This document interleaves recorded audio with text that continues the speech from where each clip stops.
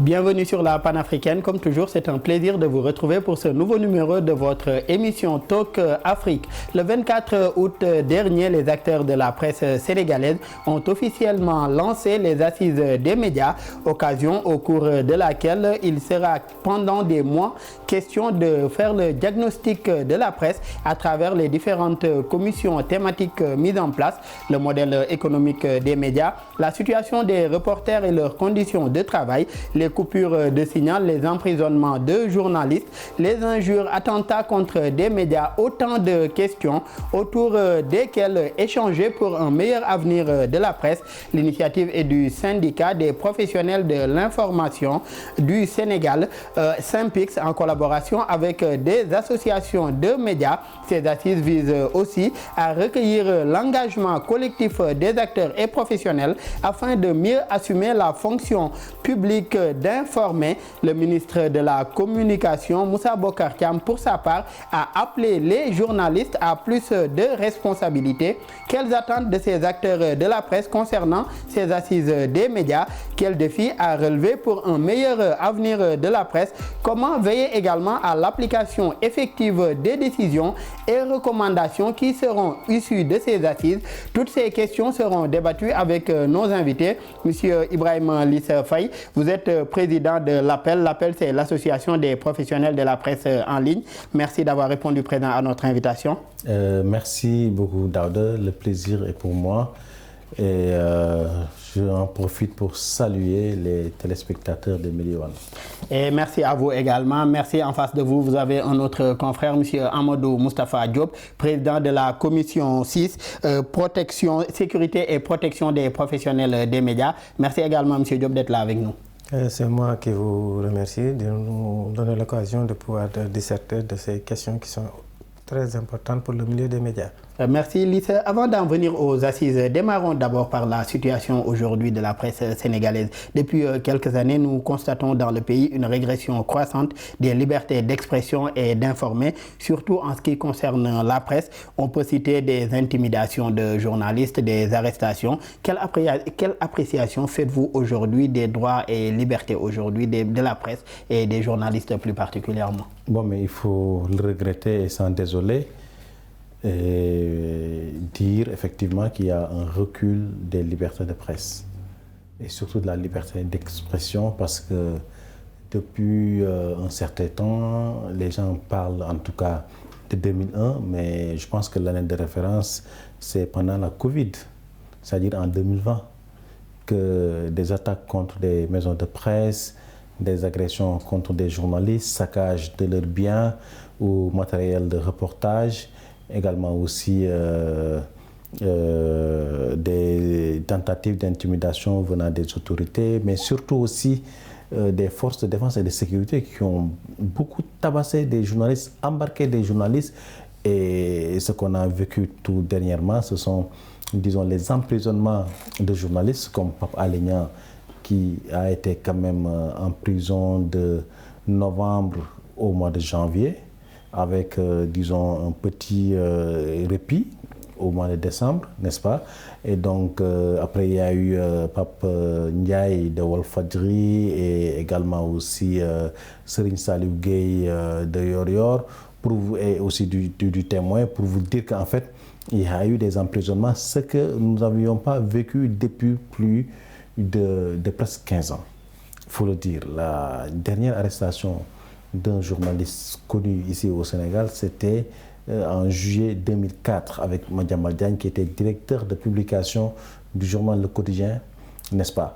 Et donc, ce qui fait qu'en fait, on ne pouvait pas rester les bras croisés, il fallait quand même se lever, dire non à cette tentative de musulman des médias et se dire qu'au-delà de Pape Alé Niang, c'est tous les journalistes, les médias de manière générale, qui sont opprimés. Et on reste sur ce point-là, Lissa. Vous avez parlé d'oppression aujourd'hui des médias, d'intimidation des journalistes et tout. D'ailleurs, dans le classement 2023 de Reporters sans frontières, le Sénégal a perdu 31 places, se classant à la 104e position sur 180 pays, ce qui le met dans le lot aujourd'hui des pays où l'exercice du journalisme est devenu problématique. Comment nous en sommes arrivés là pour un pays qui était donné en modèle démocratique? En réalité, en fait, les régressions ont commencé avec les textes. Parce que Reporters sans frontières avait écrit au président de la République pour attirer son attention sur les dispositions liberticides contenues dans le code de la presse. Il n'y a pas eu de réponse. Et nous, professionnels des médias, dans le cadre de la CAP, la coordination des associations de presse, après, disons, les négociations jusqu'au dépôt du projet de texte à l'Assemblée nationale, nous avions vu que le texte avait été complètement dénaturé. Et nous avions attiré leur attention sur ça. Nous avions même voulu récuser le texte, c'est-à-dire saisir le Conseil constitutionnel en travaillant avec certains députés pour récuser le texte. Finalement, des doyens nous ont parlé et nous ont fait comprendre quand même qu'il y a des acquis. Donc, on prend, disons, ces acquis-là et on se bat pour après améliorer le texte. Et bon, c'est ce qu'on a compris et on a laissé tomber l'histoire de, disons, de la saisine du Conseil constitutionnel. Et c'est de là d'ailleurs qu'est partie l'idée des assises des médias. Parce qu'on s'est dit, on avait déposé un mémorandum de plusieurs points, vraiment qui revenait de fond en comble sur le problème des médias. Alors on s'est dit, pour que ce mémorandum-là trouve des solutions, il faut aller vers des assises. C'est pour ça qu'on a fait un sit-in le 3 mai 2021 et on a fait un mémorandum que nous avons soumis au président de la République, que nous avons déposé à la présidence de la République. Et dans ce mémorandum-là, il était question d'aller vers les assises des médias, mais surtout aussi que la liberté de la presse soit consacrée et surtout revue et qu'on aille vers une dépénalisation des délits de presse parce que l'État du Sénégal s'était engagé pour ça depuis très longtemps et auprès des partenaires internationaux. On reviendra sur ces questions quand nous aborderons plus amplement la question de ces assises-là. Et M. Diop, nous avons également constaté, Lisa a rappelé tout à l'heure la question de certains textes qui sont liberticides et nous constatons déjà dans le pays des arrestations de journalistes pour des motifs comme usurpation de la profession de journaliste parce que ces journalistes ne disposent pas aujourd'hui de la carte nationale de presse. Comment un code aujourd'hui fait pour arriver à assainir la presse ou bien à arriver à une meilleure situation de ces journalistes et puis se retourner contre eux, si je peux l'appeler ainsi? Bon, d'abord, ceux qui se retournent contre la presse, ce n'est pas ceux qui ont mis en place ces instruments-là. Je pense qu'il faut que... On l'a dit, l'avantage de se regrouper en assises, c'est justement d'avoir tous les acteurs et de se parler réellement. Il faut que les gens sachent qu'il y a une chose très importante. C'est un droit constitutionnel pour le citoyen de recevoir tous les jours des informations. Et ça, c'est les journalistes, c'est les médias qui mettent ça en œuvre. Et contraindre un média à ne pas paraître, contraindre un journaliste à ne pas faire son travail, c'est justement porter un tort au citoyen qui a un droit constitutionnel. Et ça, c'est des choses qu'il faut déplorer. Alors, comment la situation, comment on en est arrivé à ce point-là? Bon, les textes sont là, on a fait un constat. Il y a un imbroglio monstre. On ne sait plus qui est journaliste, qui n'est pas journaliste. On ne sait plus c'est quoi l'entreprise de presse ou bien c'est quoi l'organe de presse. Il y a un méli-mélo qu'on ne peut pas nommer. Donc, qu'est-ce qu'il faut faire? Il faut essayer de remettre les choses en place. Donc, il faut d'abord définir qui est journaliste, c'est ce que les textes-là ont fait. Et sur ces définitions, le problème ne se pose pas. Donc maintenant, une fois qu'on définit qui est journaliste, il faut qu'on trouve un instrument pour veiller donc, sur ces questions-là. Et une fois que cet instrument est trouvé, il faut que ceux qui ont rempli les conditions puissent avoir une carte, quelque chose qui les identifie. Et justement, c'est ce qui a amené la carte nationale de presse. Maintenant, je disais que la carte nationale de presse, il y a 3 possibilités que vous avez pour ne pas la détenir. Soit vous ne l'avez pas cherché, c'est de la négligence, mais vous remplissez les conditions.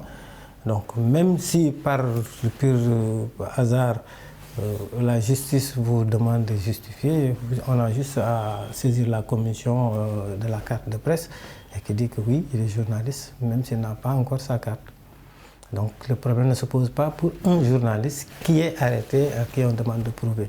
Maintenant, il y a d'autres critères qui font que vous ne pouvez pas disposer de la carte. Soit vous n'emplissez pas les conditions pour être journaliste. Donc vous n'aurez pas la carte. Mais aujourd'hui, les dispositions légales permettent à la commission de la carte de retirer provisoirement ou définitivement la carte à un confrère qui passe son temps à violer les règles d'éthique et de déontologie. À partir de ce moment, si vous n'avez pas votre carte, c'est peut-être aussi parce que même si vous êtes journaliste, bien formé, détenteur de cette carte, vous avez tellement fait dans la violation des règles d'éthique et de déontologie qu'on vous a retiré cette carte. C'est comme un médecin à qui on retire son agrément ou un architecte ou un avocat. En quelque sorte, un appel en tout cas, ou bien un rappel aux journalistes pour aujourd'hui veiller à se faire appliquer ces règles-là que nous sommes nous-mêmes. C'est un des instruments les plus importants pour assainir cette profession. Parce qu'il faut qu'on soit jaloux de notre profession. Il ne faut pas qu'on accepte que des gens qui ne sont pas de notre corps puissent nous infiltrer pour y faire ce qu'ils veulent, en visant des buts inavoués. Donc ça, vraiment, c'est les professionnels eux-mêmes qui devraient non seulement chercher la carte, mais ne pas accepter que quelqu'un qui n'est pas journaliste, qui ne peut pas prouver qu'il est journaliste, puisse être avec eux dans un théâtre. Et c'est aujourd'hui la principale situation que vit la presse à travers aujourd'hui beaucoup qui se disent journalistes ou qui sont même patrons de presse, et nous reviendrons sur ces questions-là. On reste avec les problèmes que rencontre la presse, cette fois pour parler des reporters. Dans certaines rédactions aujourd'hui, des professionnels sont mis dans des situations précaires, d'autres subissent également des stages interminables, leur sécurité sociale pas assurée, encore moins également leur protection. Autant de difficultés aujourd'hui que vivent ces acteurs des médias. Mais quelle responsabilité des différentes parties? Au-delà aujourd'hui de l'État chargé de la régulation, quelle responsabilité également du patronat de presse et même des journalistes en question? Oui, le patron d'abord. Le patron, c'est quelqu'un qui a son entreprise et qui le met à la disposition, qui cherche des bras qui viennent travailler pour lui. S'il atteint ses objectifs, il faut que ceux qui travaillent pour lui, qui leur donnent un respect qui est dû à leur production. Donc ça, c'est la première chose. La deuxième chose, c'est que nous avons des instruments au niveau du ministère du Travail, la direction du travail, les inspecteurs du travail, qui n'ont en général pas les moyens d'aller faire le travail sur place. Et ça, c'est un autre problème. Mais le problème le plus important, c'est que celui qui subit ces injustices et qui ne les dénonce pas, il ne trouvera jamais de solution. Je disais dans notre discussion tout à l'heure que toutes ces questions ne sont pas nouvelles. Mais il y a un moment où l'esprit guerrier, l'esprit syndical, l'esprit de bataille était vraiment vivace au niveau des professionnels des médias. Et on était pratiquement habitués des couloirs de l'inspection du travail, du tribunal du travail, etc. Aujourd'hui, vous trouverez difficilement quelqu'un qui accepte de porter un contentieux. Et quand vous ne portez pas un contentieux, je vous dis, c'est votre situation. C'est difficile de trouver une solution. Et justement, je disais aussi que celui qui, pour un problème de contrat de travail, va au niveau du tribunal de travail, il peut être sûr qu'il gagne son cause. D'obtenir gain de cause. Il va obtenir gain de cause parce qu'au niveau du tribunal du travail, on n'a même pas besoin d'avocat. C'est le code du travail, c'est la Bible.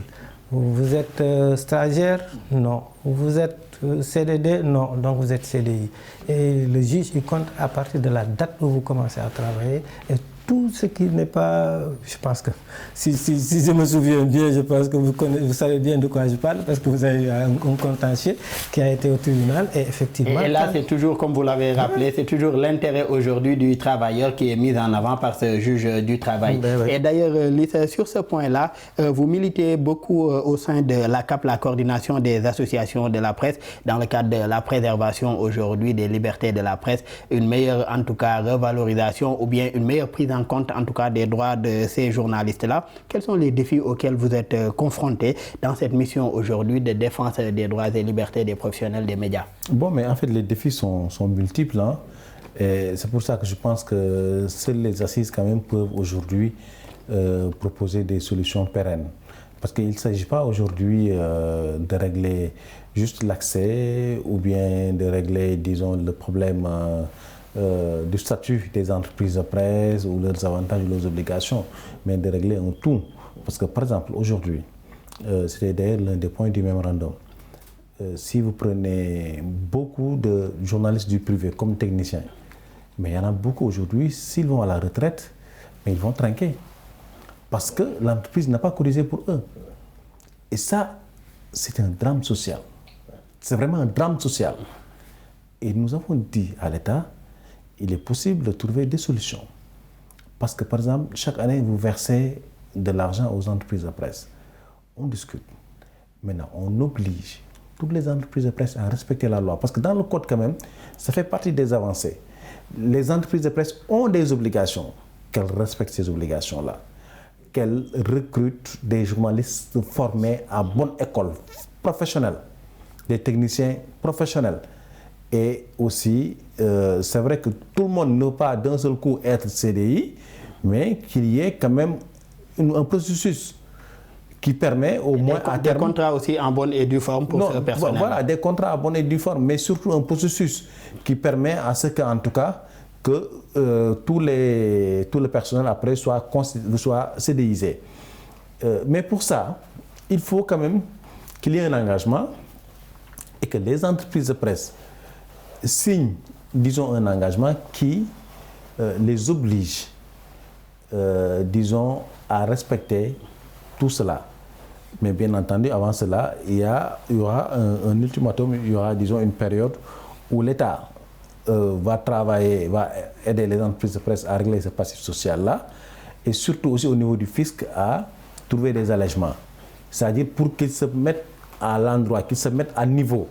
À partir de là maintenant, si on arrive à l'échéance, toute entreprise de presse qui ne pourra pas, parce qu'effectivement on a eu une période une période faste, parce qu'il y a eu des subventions, l'État a renoncé à beaucoup de choses, et que en fait, par rapport à tout ça, il doit pouvoir maintenant, ces entreprises doivent pouvoir faire face et respecter tout ce qui a été dit dans le code et dans la convention collective. Donc, si les entreprises qui n'arrivent pas à respecter cela vont disparaître. Parce qu'on saura que ces gens-là ne sont pas prêts à faire les efforts nécessaires pour se normer. Et donc, ces gens-là, ils n'ont plus voix au chapitre. Et là, personne ne va se lever pour dire qu'on tue des entreprises ou bien qu'on prive à des journalistes, disons, leur gagne-pain. Et d'ailleurs, cela rejoint le message de la porte-parole des professionnels des médias à l'occasion du lancement aujourd'hui de ces assises nationales, Absa Anne, qui appelait aujourd'hui à une meilleure prise en compte de la situation des reporters, surtout de ces journalistes qui sont dans les rédactions et qui abattent en tout cas le plus important du travail et pourtant qui sont mis dans des conditions précaires. Maintenant, après le lancement de ces assises-là des médias, où en sont les travaux aujourd'hui? Où en sont les travaux de ces assises-là? Bon, mais les travaux ont démarré. Hein. De toute façon, lui, il est président de commission, il pourra en dire quelque chose. Et je pense qu'aujourd'hui, toutes les commissions sont à pied d'œuvre et elles ont 2 mois pour terminer, pour conclure. Et après leur conclusion, on va aller carrément aux assises proprement dites. Et puis là, il y aura un document de référence qui vraiment donne des perspectives meilleures pour notre secteur, parce que c'est ça en réalité.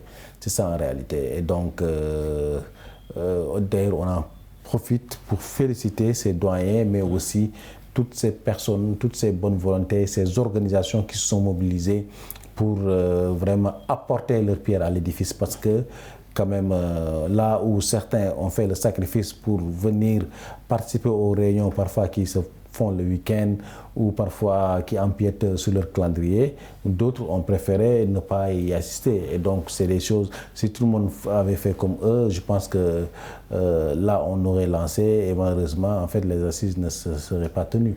Et M. Diop, vous êtes le président de la commission 6, sécurité et protection des professionnels des médias. Concernant votre commission, où en sont les travaux? Je ne sais pas si tu veux... Allez-y, vous voulez revenir sur un point? Oui, parce qu'il a soulevé un certain nombre de problèmes. Il n'y a pas de souci, les cotisations sociales, la prise en charge médico-sociale, etc. Et je pense que l'idée de transformer le fonds d'aide à la presse en fonds d'appui pour le développement de la presse est parti de là. C'est-à-dire qu'en réalité, il faut qu'on voit quelles sont les préoccupations de l'entreprise. Et c'est à partir de là que ce fonds-là vient en appui aux entreprises de presse pour se mettre, disons, dans la légalité. Et ça, c'est très important. Et c'est important aussi de souligner que il faut que l'importance du rôle des médias soit reconnue de tous. C'est un droit constitutionnel pour tous les citoyens. Et une fois que ce rôle est reconnu de tous, l'État est obligé, l'État a le devoir de soutenir ces entreprises, de soutenir ces médias. Ça va au-delà du fonds d'appui à la presse. Hein. Il peut y avoir des mesures vraiment spécifiques pour le développement de la presse, de par l'importance que cela a pour l'information des gens, pour la transparence dans la gestion des affaires publiques, etc. etc.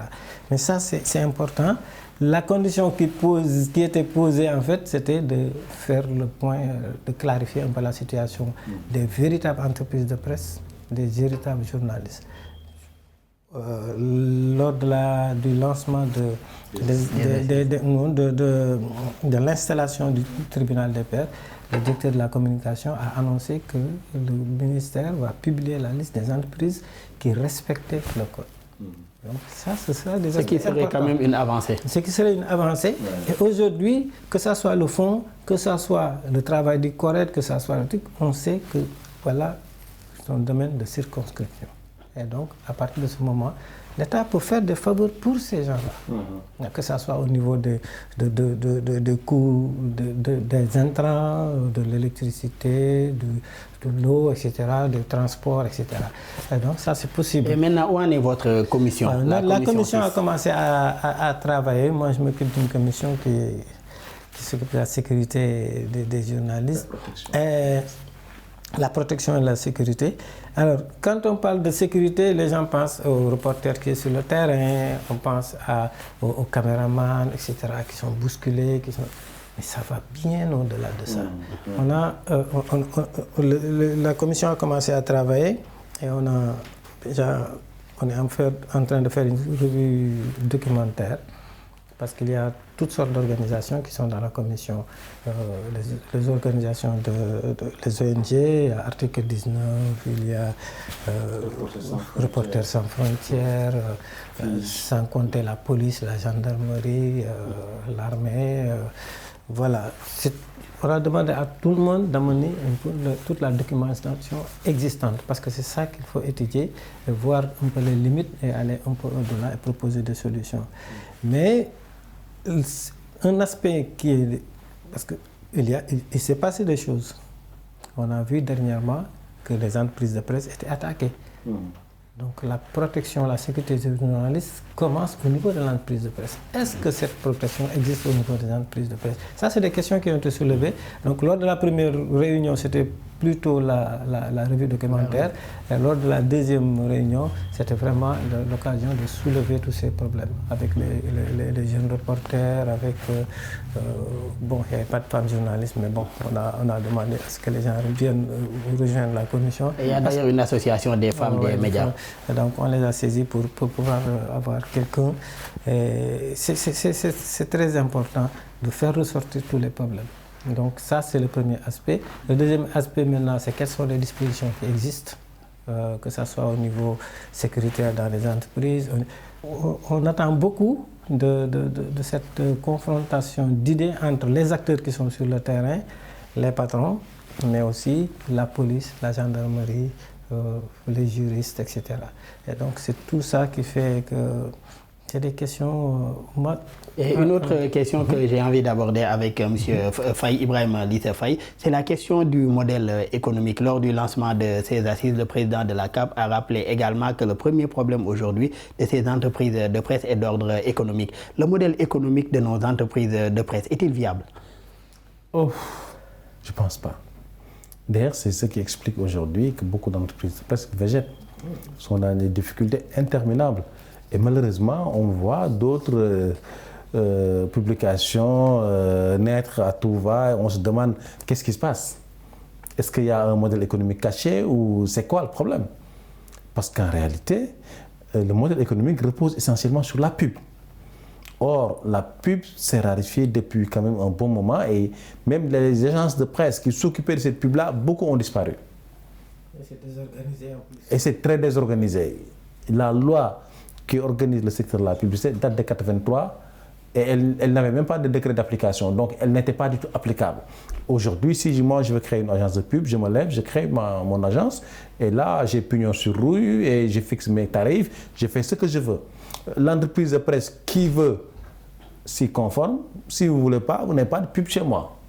Or, si aujourd'hui je draine tout le marché de la pub, donc cette entreprise-là est condamnée à mourir parce que l'entreprise ne va pas recevoir mes publicités. Maintenant, il y a les conventions.